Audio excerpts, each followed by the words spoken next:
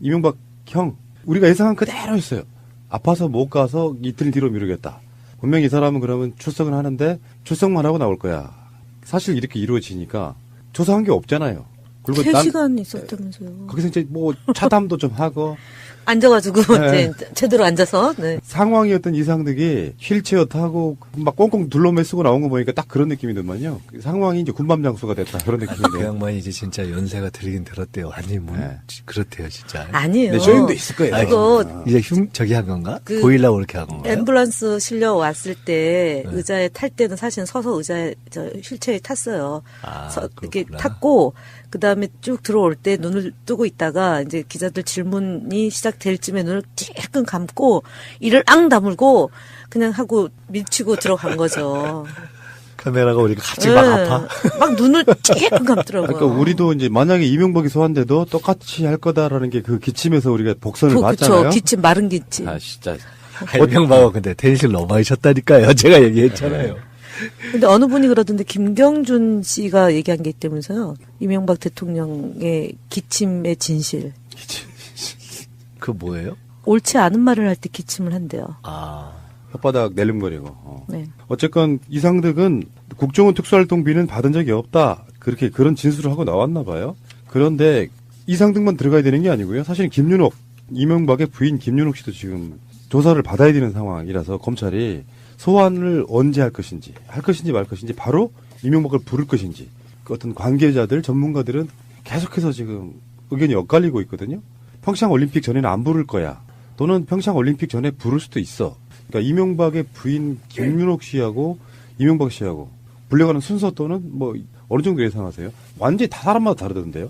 팟캐스트 내에서도 이명박은 평창 올림픽 전에 소환될 수도 있다라고 하는 의견이 좀 지배적인 부분도 있어요.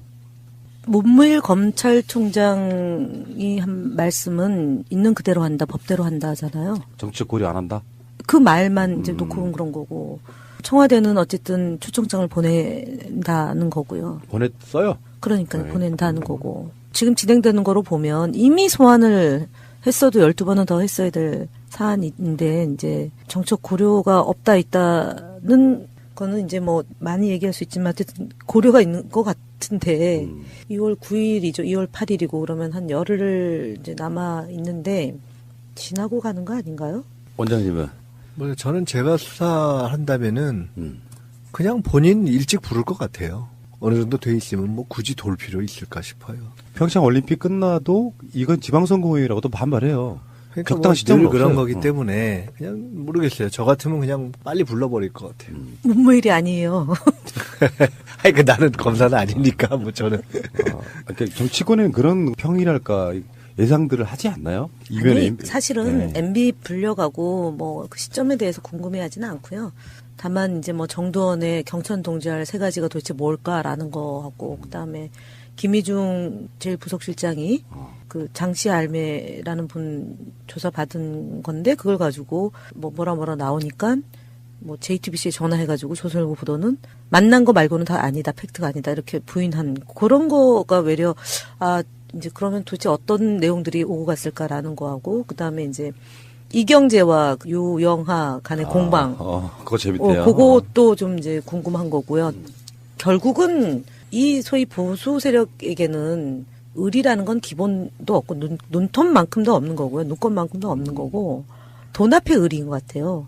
돈이 오고 가고 그러면 현실적인 이해관계가 있으면 뭐 지켜주다가 약속이 이어지다가 그것이 그런 관계가 아니면 그냥 뭐 끝나는 등 돌리고 등에다가 이제 서로 삿대질하는 그런 게 아닌가. 그래서 뭐 보수가 부패로 망한다, 뭐 그다음 진보가 부절로 망한다 이렇게 기존의 패러다임은 이미 깨지는 것 같고 소위 친일 매국하는 세력은 그야말로 자기끼리 이전 투구하다가 일단은 결국은 이제 스스로 몰락의 길로 가는 거고 진보 진영은 정말 열심히 똘똘똘 뭉쳐가지고 연속 집권하는 길로 가는 거고 이렇게 세상이 진행되지 않을까 봅니다. 근데 압수수색이 뭐 다스 본사네 어디네 관계자들 자택이네 막 다 했는데 아무도 몰랐던 영포 빌딩 지하 2층 그쪽이 건물에 사시는 분들도 그 지하 2층에 뭐가 있다는 걸 몰랐대요. 근데 누군가의 제보인지 진술인지는 모르지만 거기를 영포 빌딩 간다 그러니까 뭐 이명박 사무실에 호수가 503호래요. 나 그건 정말 재밌지 않아요? 그거 예전부터 나왔어요. 근데 이거 운명적인 거예요, 이건. 이제 그쵸. 하늘의 뜻인데. 그래요. 하늘의 뜻이에요. 그거. 이명박근혜 정권. 네. 그걸 치러 간 게 아니라 검찰이 갔는데 503. 지하 2층으로 들어가는 거예요. 청계재단이 503호예요. 네. 근데 그 지하 2층으로 들어가서 찾아낸 것들이 뭐 이제 어차피 뭐 참. 여러 가지 뭐 다스 관련한 또 다스에 청와대나 이런 정부 조직이 개입해서 돈을 받아냈냐 뭐 여러 가지 얘기가 나오겠지만 더 화제가 된 것은 거기서 나온 청와대 문건들입니다. 압수수색할 때 나온 영상들을 보면은 뭐 BH, 주요 국정정보, 청와대 제1부속실, 그리고 봉황 문장이 찍혀 있는 문서 파일 이런 것들이 어마어마하게 쏟아져 나오니까 딱 그거 보자마자 노무현 대통령, 이지원, 봉하마을 생각나더라고요. 그러니까 제가 요새 어디서 우리 프라님은 이게 우리 채널 하기만 하면 늘 MB만 나오면 저를 물고 늘어지지만은 사실 딱 두 번 했어요. 왜 이러세요? 아니, 뭐 두 5번은 번 했어요. 다섯 번은 다 넘은 좋게 것 10번은 넘게 했어요.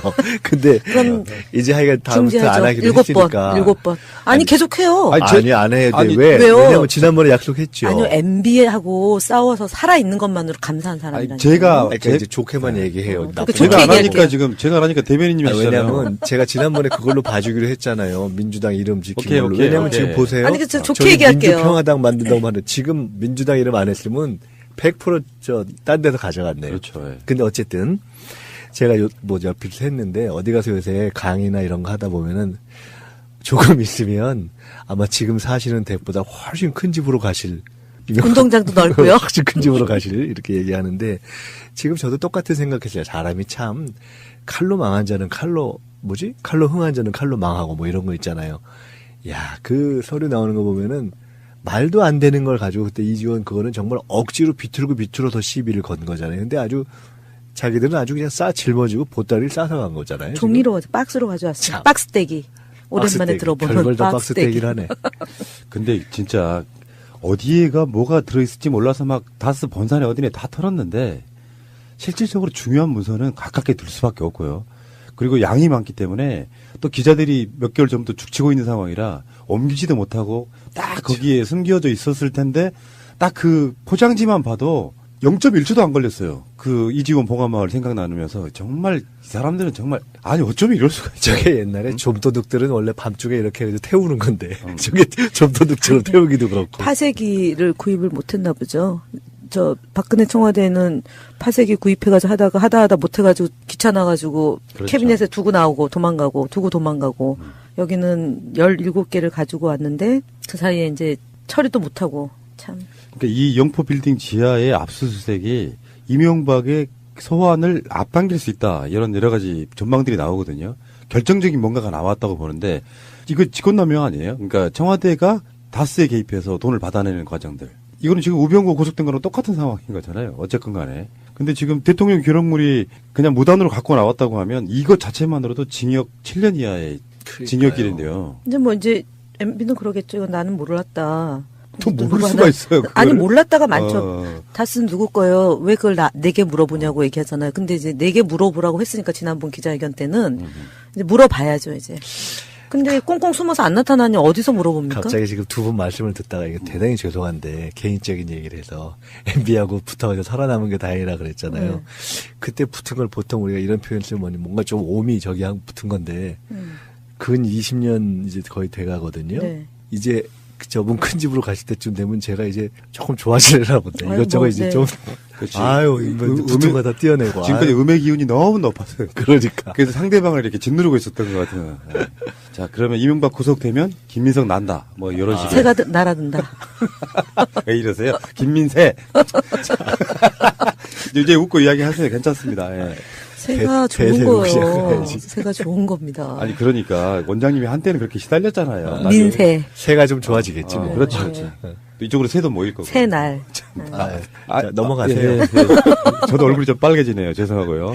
그동안 저한테 한 게 좀 미안하죠? 아니 나는 그게 애청자들이나 보통 사람들을 대신해서 때려준다 그런 의미였지. 사실은 제가 원장님 편이지 누구 편이에요? 저는 아니, 이제 양심이 진짜 있으면 한두 번 때려야지. 최근에 이제 그런 얘기를 했어요. 살아남은 것만으로도 다행이다. 물론 정치적으로는 어려운 시기를 겪었지만 저도 마찬가지예요. 그렇죠. 김기춘을 공격하고 김기춘하고 맞상대해가지고 살아남은 게 그 이전에는 정치인이 아니었으면 강기훈 유서대필 사건은 보세요. 강기훈 씨 같은 경우는 감옥 살고 나와가지고 암 투병까지 하게 되고 청춘을 완전히 망가뜨린 주범 아닙니까? 김기춘 그렇죠. 예, 전 비서실장이.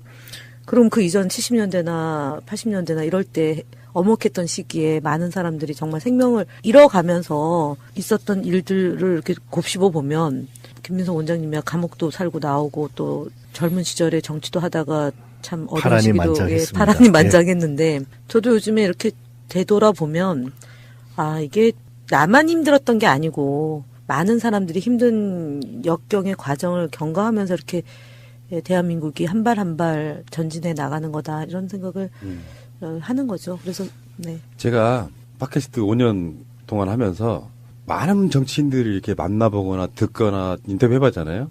저는 김현 대변인이 박근혜 정권 치하에 있어서 가장 상징적인 인물이라고 생각해요. 핍박받고 싸우고 여러분들 영상 한번 찾아보세요. 얼마나 당차게 싸웠는지를. 그래서 왜 그랬나 제가 몰라.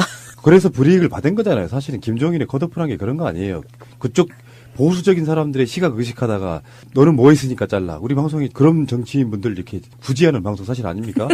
그게 이제 이를테면은 까방권이라는 건데 저는 김현 대변인한테 까방권 10장 드렸어요, 지금. 그러니까 그런 감정으로 방송하고 있다는 말씀 드리고요. 자, 시간이 별로 없어서. 503호가 저기 됐기 때문에 곧 날 겁니다. 저기. 그러니까요. 503 이제 형 확정되면은 김현도 난다. 자, 잠깐만 하겠습니다. 이건 사실 이야기가 가치도 없는 이야기 잠깐 한번 할게요. 안철수 씨, 민주평화당 만드시는 분들한테 한 말이에요. 충분히 경고했다. 그래도 강행한다면 가만히 있지 않겠다. 이런 거거든요. 이분이 할 말은 사실 아닌데 계속해서 이런 2, 3일 상관을 두고 적반하장의 멘트들이 계속 나오고 있어서 아, 그냥 보수로 가라 차라리. 솔직히 제 말 같은 경우는 그래요. 지금 민주평화당 만드시는 분들 반문재인 연대니까 안 가라고 공개 선언하고 개혁에 동참하겠다는 뉘앙스를 계속 여러 인터뷰에서 이야기들을 해요. 그런 면이면 빨리빨리 그냥 갈라서 갖고 갈 사람 가고 어떤 욕을 먹든지 돕겠다고 하는 사람들 뭐 어떤 감정적 연대라도 좀 하고 그렇게 돼야 되는 거 아니에요? 그럼요. 나중에 뭐 이렇게 정치 구도가 어떻게 되냐 그거는 별도로 이럴 때 빨리빨리 정리해야죠. 그 조금 다른 얘기인데 얼마 전에 제가 어떤 기사를 보면서 아 이런 게 기사가 되는구나 했던 것이 있어요. 민주당에서 국회의원 보좌진 협의회장을 하다가 국민의당 가서 보좌진 협의회장을 했던 김관영 의원의 보좌관이 있어요. 근데 거기가 이제 저기가 뭐 유승민 당하고 합친다 이렇게 되니까 그만뒀다 하는 게 기사가 됐더라고요. 그래서 내가 야 보좌관이 이렇게 그만두는 것이 기사 무슨 제가 이런 누구의 사람의 경중을 이런 걸 따지는 것이 아니고 국회의원도 아닌데 이렇게 기사가 되는구나 이렇게 본 적이 있어요. 실은 과거에 제 자원봉사를 했던 네, 후배예요. 저한테 한번 전화가 왔었어요. 중간에 제가 그래서 묻길래 야, 복잡하게 생각하지 말고 무조건 그만둬야지. 제가 이제 그랬던 적이 있어요. 근데 결국 이럴 때는 정치인은 진퇴가 분명해야 되는 거잖아요. 그러니까 빨리빨리 자기 입장을 명료하게 해주고 그러면 그 다음에 또 본인도 판단하고 주변에서 판단하고 국민들이 판단하는 거죠. 그 다음에 뭐 어떻게 되느냐는 그 다음 문제 아니겠어요. 그러니까 빨리빨리 자기 입장들을 명료하게 해주는 게 좋죠. 자꾸 뭐 계산하는 것보다는. 김어준의 블랙하우스 혹시 보셨는지 모르겠는데 이용주 의원하고 박주현 의원 이렇게 나와서 이야기하는데 박주현 의원 그 캐릭터 엄청 강하대요. 안철수가 보면 뭐 죽이고 싶을 것 같은 그런 정도로 세게 말을 하더만요. 변호사 네. 거요 원래 변호사에 DJ 때 수석을 했잖아요. 청와대. 아니요 우리 때요. 그구나. 네. DJ 때 얘기되고 참여정부 참여정부 때 때. 수석을 했구나.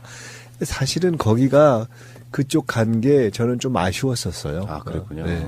보고 있으니까, 안철수는 사실상 최소한 호남권 의원들한테는 정말 저 비린내 나는 느낌에, 야, 뭐 저런, 뭐 얘기가 있냐. 이런 느낌 줄 정도로 서로 간에 막말 주고받는 건데, 안철수는 사실 이럴 말할 자격이 없는 거 아니에요? 막 밀어붙이고 당규 바꾸고 막 이러면서 민주정당에서 있을 수 없는 걸 하면서 이걸 보고 있으니까 새정치민주연합에 있을 때, 뭐 이런 걸 보고 있으면 정말 웃기더라고요. 이거 기사만 놓고 보면은 충분히 경고했다. 그래도 강행한다면 이렇게 돼 있잖아요. 그러니까 안철수가 한 말이 아니고 안철수에게 한 말인 줄 알았어요. 처음에 보면. 이런 게 너무 많아서 사람 망가지는 건 한순간이구나. 그러니까, 아니 원래 네? 망가진 사람인데 포장돼가지고 그러니까 우리 같은 모르는 거죠. 우리 같은 팟캐스터 말고 아니, 일반인들한테는 모르는 거죠. 우리도 보면, 속은 거죠. 너도 속고 국민이 속은 거죠. 내가 대통령 꿈에 빠졌다고 반통합파의 근거 없는 모략이다. 내가 MB 아바타라고 하는 거랑 똑같네. 내가 대통령 빠졌다고 그럼 빠진 거 맞잖아요. 그러니까 이분은 정치를 기본적인 이해가 하나도 없다는 게 본인 말을 순수하게 다 믿는다고 해도 국민의당 생존시키려고 바른정당과 손잡는 것이라는 워딩밖에 안 해요. 근데 사실은 정치 지금 제일 중요한 건 저는 이념이라고 봐요. 어떤 관점에서 정치를 바라보고 복지를 어떻게 하고 경제를 어떻게 하고 하는 게 다 그 이념적 차이에서 나는 오는 거라고 보거든요. 좌우 이런 걸 떠나가지고.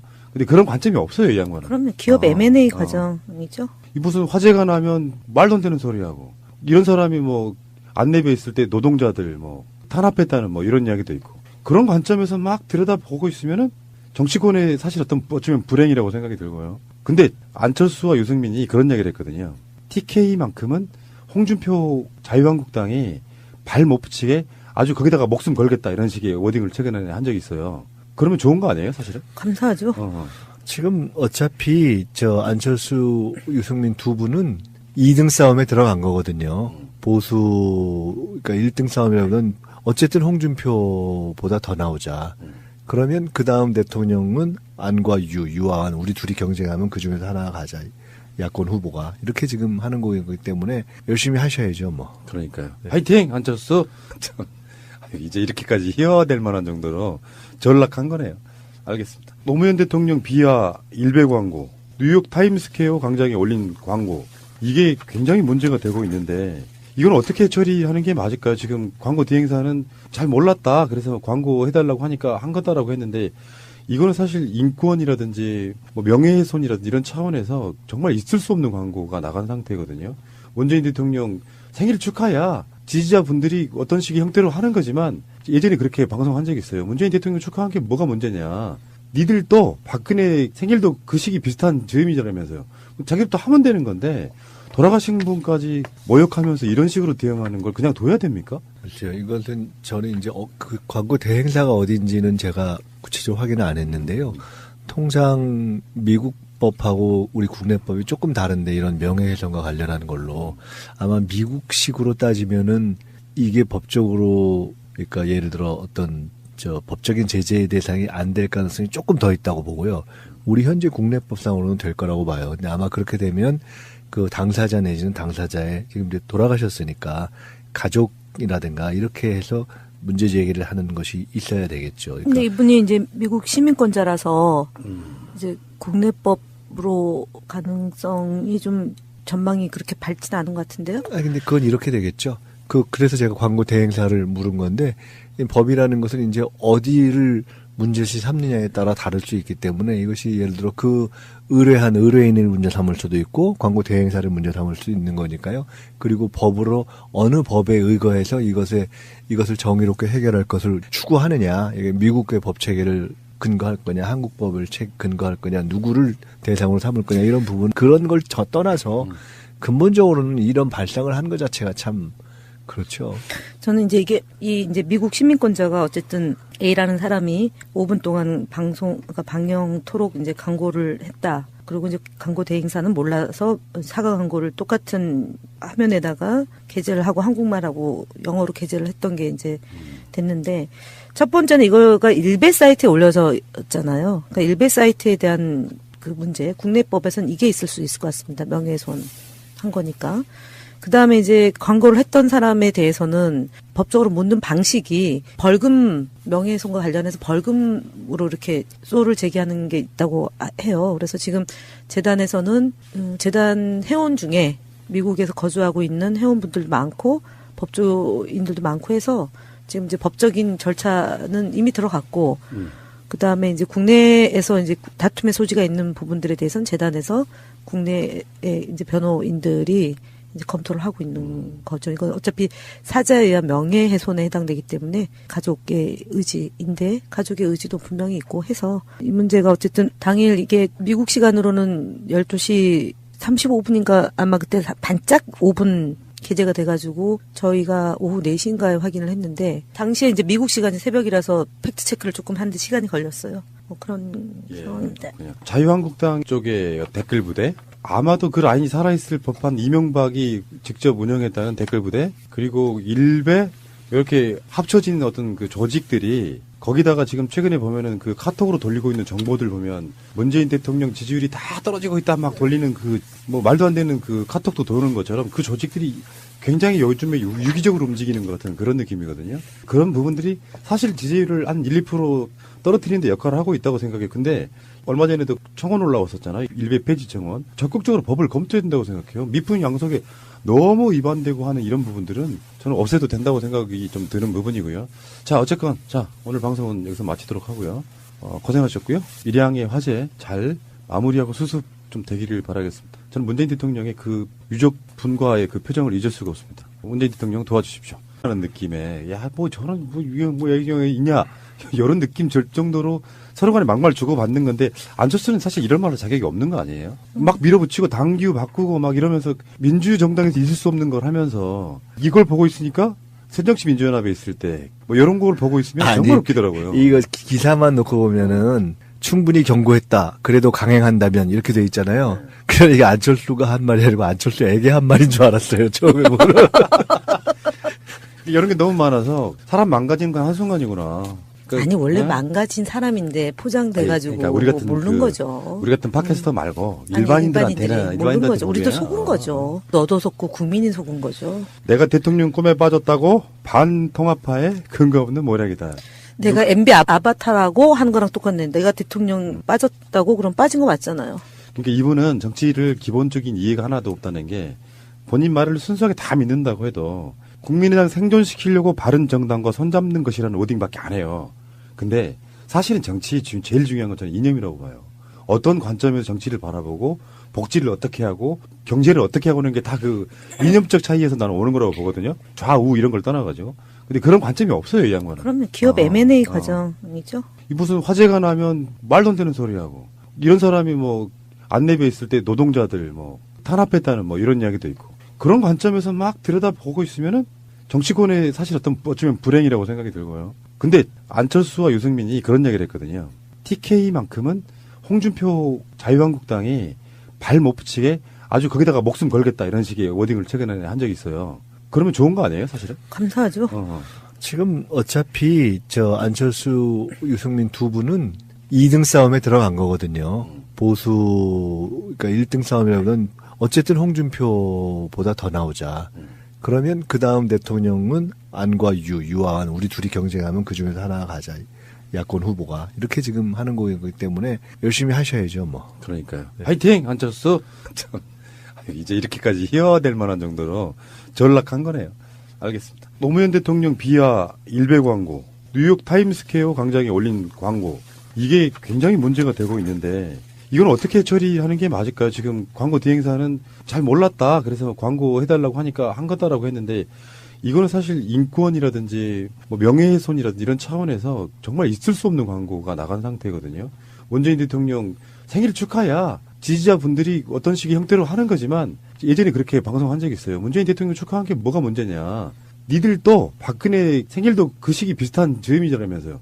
자기도 하면 되는 건데 돌아가신 분까지 모욕하면서 이런 식으로 대응하는 걸 그냥 둬야 됩니까? 그렇죠. 이것은 저는 이제 그 광고 대행사가 어딘지는 제가 구체적으로 확인을 안 했는데요. 통상 미국 법하고 우리 국내법이 조금 다른데 이런 명예훼손과 관련한 걸로 아마 미국식으로 따지면은 이게 법적으로 그러니까 예를 들어 어떤 저 법적인 제재의 대상이 안 될 가능성이 조금 더 있다고 보고요. 우리 현재 국내법상으로는 될 거라고 봐요. 근데 아마 그렇게 되면 그 당사자 내지는 당사자의 지금 이제 돌아가셨으니까 가족이라든가 이렇게 해서 문제 제기를 하는 것이 있어야 되겠죠. 그러니까 근데 이분이 이제 미국 시민권자라서 이제 만난 거 말고는 다 아니다, 팩트가 아니다 이렇게 부인한 그런 거가 외려 이제 그러면 도대체 어떤 내용들이 오고 갔을까라는 거하고 그 다음에 이제 이경재와 유영하 간의 공방. 그거 재밌대요. 그것도 좀 이제 궁금한 거고요. 결국은 이 소위 보수 세력에게는 의리라는 건 기본도 없고 눈톱만큼도 없는 거고요. 눈꽃만큼도 없는 거고 돈 앞에 의리인 것 같아요. 돈이 오고 가고 그러면 현실적인 이해관계가 있으면 뭐 지켜주다가 약속이 이어지다가 그것이 그런 관계가 아니면 그냥 뭐 끝나는 등 돌리고 등에다가 이제 서로 삿대질하는 그런 게 아닌가. 그래서 뭐 보수가 부패로 망한다, 뭐 그다음 진보가 부절로 망한다 이렇게 기존의 패러다임은 이미 깨지는 것 같고 소위 친일 매국하는 세력은 그야말로 자기끼리 이전 투구하다가 일단은 결국은 이제 스스로 몰락의 길로 가는 거고 진보 진영은 정말 열심히 똘똘똘 뭉쳐가지고 연속 집권하는 길로 가는 거고 이렇게 세상이 진행되지 않을까 봅니다. 근데 압수수색이 뭐 다스 본사네 어디네 관계자들 자택이네 막 다 했는데 아무도 몰랐던 영포 빌딩 지하 2층 그쪽이 건물에 사시는 분들도 그 지하 2층에 뭐가 있다는 걸 몰랐대요. 근데 누군가의 제보인지 진술인지는 모르지만 거기를 영포 빌딩 간다 그러니까 뭐 이명박 사무실에 호수가 503호래요. 나 그건 정말 재밌지 않아요? 그거 예전부터 나왔어요.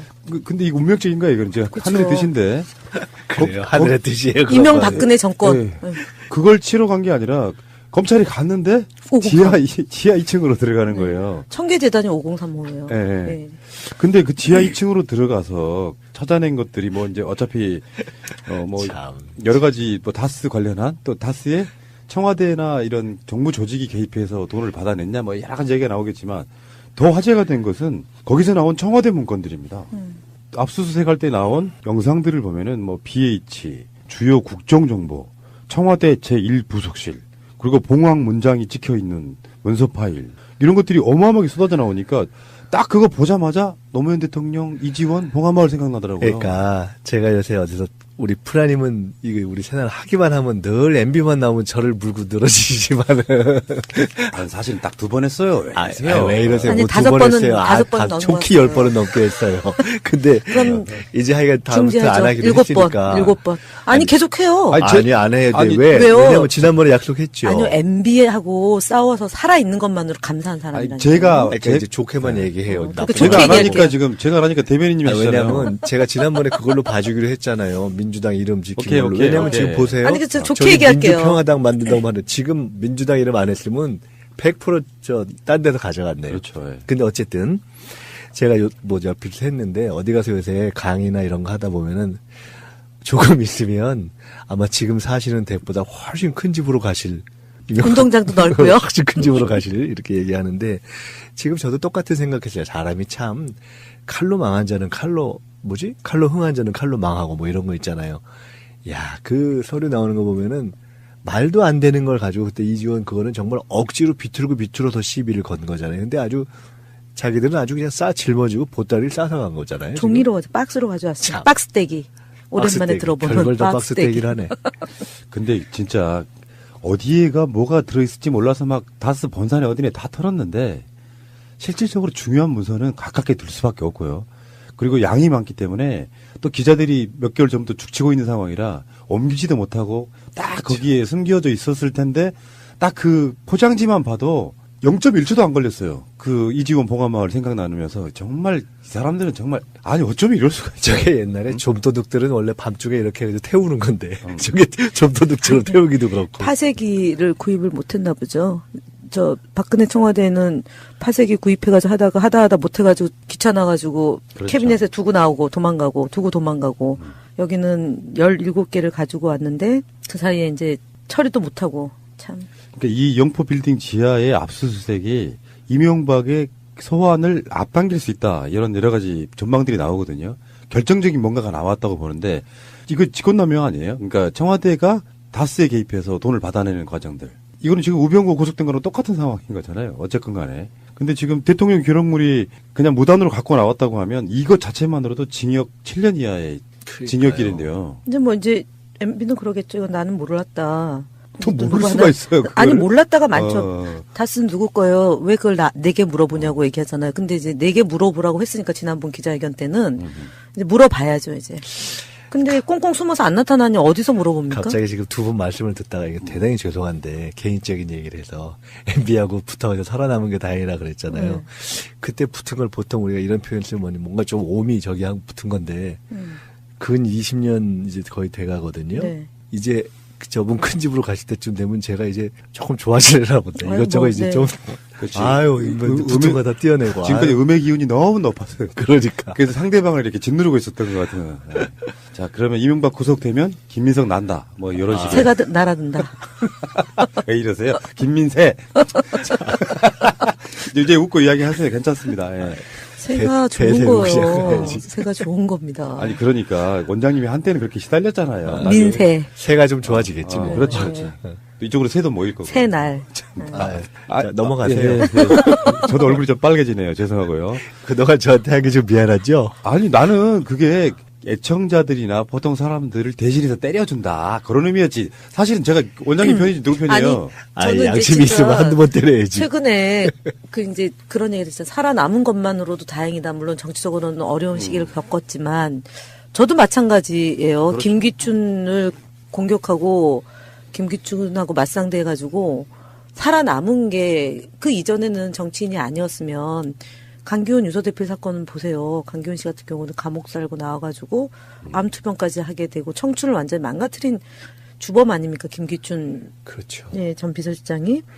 그럼 그 이전 70년대나 80년대나 이럴 때 엄혹했던 시기에 많은 사람들이 정말 생명을 잃어가면서 있었던 일들을 이렇게 곱씹어 보면 김민석 원장님이야 감옥도 살고 나오고 또 젊은 시절에 정치도 하다가 참 어려운 파란이 시기도 만장했습니다. 파란이 예. 만장했는데 저도 요즘에 이렇게 되돌아보면 이명박 형 우리가 예상한 그대로였어요. 아파서 못 가서 이틀 뒤로 미루겠다. 분명히 이 사람은 그러면 출석은 하는데 출석만 하고 나올 거야. 사실 이렇게 이루어지니까 조사한 게 없잖아요. 그리고 3시간 있었다면서요. 거기서 이제 뭐 차담도 좀 하고 앉아가지고 네. 이제 제대로 앉아서 네. 상황이었던 이상득이 휠체어 타고 막 꽁꽁 둘러매 쓰고 나온 거 보니까 딱 그런 느낌이더만요. 상황이 이제 군밤 장수가 됐다 그런 그 느낌이네요. 양반이 이제 진짜 연세가 들긴 들었대요. 아니, 뭐, 네. 그렇대요, 진짜. 아니에요. 네, 쇼잉도 있을 거예요. 아니, 그거 이제 저기 한 건가? 그 보이려고 그렇게 한 건가요? 앰뷸런스 실려 왔을 때 네. 의자에 탈 때는 사실은 서서 의자에 휠체어에 탔어요. 아, 이렇게 그렇구나. 탔고 그 다음에 쭉 들어올 때 눈을 뜨고 있다가 이제 기자들 질문이 시작될 쯤에 눈을 찔끔 감고 이를 앙 다물고 그냥 하고 밀치고 들어간 거죠. 카메라가 오니까 갑자기 막 네. 아파. 막 눈을 찔끔 감더라고요. 그러니까 우리도 이제 만약에 이명박이 소환돼도 똑같이 할 거다라는 게 그 기침에서 우리가 복선을 봤잖아요. 그쵸. 기침 마른 기침. 아 진짜 해명박은 근데 텐실 너무 많이 쳤다니까요. 제가 얘기했잖아요. 근데 어느 분이 그러던데 김경준 씨가 얘기한 게 있다면서요. 이명박 대통령의 기침의 진실. 그 뭐예요? 옳지 않은 말을 할 때 기침을 한대요. 아, 혓바닥 내름거리고. 네. 어쨌건 이상득은 국정원 특수활동비는 받은 적이 없다. 그렇게 그런 진술을 하고 나왔나 봐요. 그런데 이상득만 들어가야 되는 게 아니고요. 사실 김윤옥, 이명박의 부인 김윤옥 씨도 지금 조사를 받아야 되는 상황이라서 검찰이 소환을 언제 할 것인지 말 것인지 바로 이명박을 부를 것인지 그 어떤 관계자들 전문가들은 계속해서 지금 의견이 엇갈리고 있거든요. 평창 올림픽 전에는 안 부를 거야. 또는 평창 올림픽 전에 부를 수도 있어. 그러니까 이명박의 부인 김윤옥 씨하고 이명박 씨하고 불려가는 순서 또는 뭐 어느 정도 예상하세요? 완전히 다 사람마다 다르던데요. 팟캐스트 내에서도 이명박은 평창 올림픽 전에 소환될 수도 있다라고 하는 의견이 좀 지배적인 부분도 있어요. 문무일 검찰총장이 한 말씀은 있는 그대로 한다, 법대로 한다 하잖아요. 정치적 고려 안 한다. 그 말만 이제 놓고 그런 거고. 청와대는 어쨌든 초청장을 보낸다는 거고요. 보냈어요. 그러니까 네. 보낸다는 거고. 지금 진행되는 거로 보면 이미 소환을 했어도 12번은 더 했어야 될 사안인데 이제 정책 고려가 없다 있다는 거는 이제 뭐 많이 얘기할 수 있지만 어쨌든 고려가 있는 것 같은데 2월 9일이죠. 2월 8일이고 그러면 한 열흘 이제 남아 있는데 지나고 가는 거 아닌가요? 원장님은 뭐 저는 제가 수사한다면은 그냥 본인 일찍 부를 것 같아요. 어느 정도 돼 있으면 뭐 굳이 돌 필요 있을까 싶어요. 평창 올림픽 끝나도 이건 지방선거회의라고도 반발해요. 그러니까 적당한 뭐 시점은 늘 그런 없어요. 거기 때문에 그냥 모르겠어요. 저 같으면 그냥 빨리 불러버릴 것 같아요. 문무일이 아니에요. 아니, 그 나는 검사는 아니니까 뭐 저는. 그러니까 정치권에는 그런 평이랄까 예상들을 하지 않나요? 이변에 아니, 사실은 네. MB 불려가고 뭐 그 시점에 대해서 궁금해하지는 않고요. 다만 이제 뭐 정두원의 경천 동지할 세 가지가 도대체 뭘까라는 거하고 그다음에 김희중 제1부속실장이 그 장씨 알매라는 분 조사 받은 건데 그걸 가지고 뭐라 나오니까 뭐 JTBC에 전화해가지고 조선일보 보도는 이게 나만 힘들었던 게 아니고 많은 사람들이 힘든 역경의 과정을 경과하면서 이렇게 대한민국이 한 발 한 발 전진해 나가는 거다 이런 생각을 하는 거죠. 그래서 네. 제가 팟캐스트 5년 동안 하면서 많은 정치인들을 이렇게 만나보거나 듣거나 인터뷰해봤잖아요. 저는 김현 대변인이 박근혜 정권 치하에 있어서 가장 상징적인 인물이라고 생각해요. 핍박받고 싸우고 여러분들 영상 한번 찾아보세요. 얼마나 당차게 싸웠는지를. 그래서 왜 그랬나 몰라. 그래서 불이익을 받은 거잖아요. 사실은 김종인의 컷오프란 게 그런 거 아니에요. 그쪽 보수적인 사람들의 시각 의식하다가 너는 뭐 했으니까 잘라. 우리 방송이 그런 정치인분들 이렇게 구지하는 방송 사실 아닙니까? 그게 이제 이를테면은 까방권이라는 건데 저는 김현 대변인한테 까방권 10장 드렸어요, 지금. 그러니까 그런 감정으로 방송하고 있다는 말씀 드리고요. 자, 시간이 별로 없어서. 503호가 저기 됐기 때문에 곧 날 겁니다. 저기. 그러니까요. 503 이제 형 확정되면은 김현도 난다. 자, 잠깐만 하겠습니다. 이건 사실 이야기가 가치도 없는 이야기 좀 한번 할게요. 안철수 씨, 민주평화당 만드시는 분들한테 한 말이에요. 충분히 경고했다. 그래도 강행한다면 가만히 있지 않겠다. 이런 거거든요. 이분이 할 말은 사실 아닌데 계속해서 이런 2, 3일 상관을 두고 적반하장의 멘트들이 계속 나오고 있어서 그냥 보수로 가라 차라리. 솔직히 제 말 같은 경우는 그래요. 지금 민주평화당 만드시는 분들 반문재인 연대니까 안 가라고 공개선언하고 개혁에 동참하겠다는 뉘앙스를 계속 여러 인터뷰에서 이야기들을 해요. 그런 면이면 빨리빨리 그냥 갈라서 갖고 갈 사람 가고 어떤 욕을 먹든지 돕겠다고 하는 사람들 뭐 어떤 감정적 연대라도 좀 하고 그렇게 돼야 되는 거 아니에요? 그럼요. 나중에 뭐 이렇게 정치 구도가 어떻게 되냐 그거는 별도로 이럴 때 빨리빨리 정리해야죠. 그 조금 다른 얘기인데 얼마 전에 제가 어떤 기사를 보면서 이런 게 기사가 되는구나 했던 것이 있어요. 민주당에서 국회의원 보좌진 협의회장을 하다가 국민의당 가서 보좌진 협의회장을 했던 김관영 의원의 보좌관이 있어요. 근데 거기가 이제 저기가 뭐 유승민 당하고 합친다 이렇게 되니까 그만뒀다 하는 게 기사가 됐더라고요. 그래서 내가 보좌관이 이렇게 그만두는 것이 무슨 제가 이런 누구의 사람의 경중을 이런 걸 따지는 것이 아니고 국회의원도 아닌데 이렇게 기사가 되는구나 이렇게 본 적이 있어요. 실은 과거에 제 자원봉사를 했던 네, 후배예요. 저한테 한번 전화가 왔었어요. 중간에 제가 그래서 묻길래 복잡하게 생각하지 말고 무조건 그만둬야지. 제가 이제 그랬던 적이 있어요. 근데 결국 이럴 때는 정치인은 진퇴가 분명해야 되는 거잖아요. 그러니까 빨리빨리 자기 입장을 명료하게 해주고 그러면 그 다음에 또 본인도 판단하고 주변에서 판단하고 국민들이 판단하는 거죠. 그 다음에 뭐 어떻게 되느냐는 그 다음 문제 아니겠어요. 그러니까 빨리빨리 자기 입장들을 명료하게 해주는 게 좋죠. 자꾸 뭐 계산하는 것보다는. 김어준의 블랙하우스 혹시 보셨는지 모르겠는데 이용주 의원하고 박주현 의원 이렇게 나와서 이야기하는데 박주현 의원 그 캐릭터 엄청 강하대요. 안철수가 보면 뭐 죽이고 싶을 것 같은 그런 정도로 세게 말을 하더만요. 변호사 네. 거요 원래 변호사에 DJ 때 수석을 했잖아요. 청와대. 아니요, 우리 때요. 그구나. DJ 때 얘기 되고 참여정부 참여정부 때 때. 수석을 했구나. 사실은 거기가 그쪽 간 게 저는 좀 아쉬웠었어요. 그랬군요. 네. 보고 있으니까 안철수는 사실상 최소한 호남권 의원들한테는 정말 저 비린내